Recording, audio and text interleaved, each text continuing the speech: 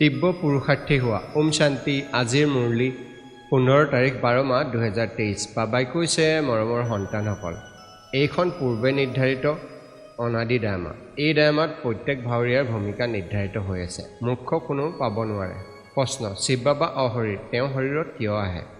কোনটো কাম কৰে আৰু কোনটো নকৰে? উত্তৰ, বাবাই কয়, সন্তানসকল, মই এই শৰীৰত তোমালোকক কেৱল মুৰলী শুনাবলৈ আহোঁ।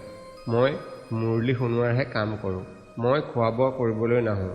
মই আহিছোঁ তোমালোকক নতুন ৰাজধানী দিবলৈ। বাকী সোৱাদো এওঁ অৰ্থাৎ ব্ৰহ্মা আত্মাইহে লয়। ওম শান্তি। ধাৰণাৰ বাবে মুখ্য সাৰ। 1. জ্ঞান ভালদৰে ধাৰণা কৰিবলৈ পবিত্ৰতাৰ ব্ৰত ৰাখিব লাগে। এয়া অন্তৰ সময়। সেইকাৰণে এনেকুৱা অভ্যাস কৰিব লাগে যাতে একমাত্ৰ পিতাৰ বাহিৰে আন কোনো স্মৃতিলৈ নাহে। 2. দধিজী ঋষিৰ নিচিনাকৈ সেৱা কৰি বিকাৰৰ ওপৰত বিজয়প্ৰাপ্ত কৰি জগতজিত হ'ব লাগে। বৰদান। সময় গতি অনুসৰি সৰ্বপ্ৰাপ্তিৰে ভৰপূৰ মায়াজিত হওঁতা তীব্ৰ পুৰুষাৰ্থী হোৱা। শ্লোগান। সততা আৰু নিৰ্ভীকতাৰ শক্তি থাকিলে কোনো কাৰণে অস্থিৰ কৰিব নোৱাৰে। ওম শান্তি।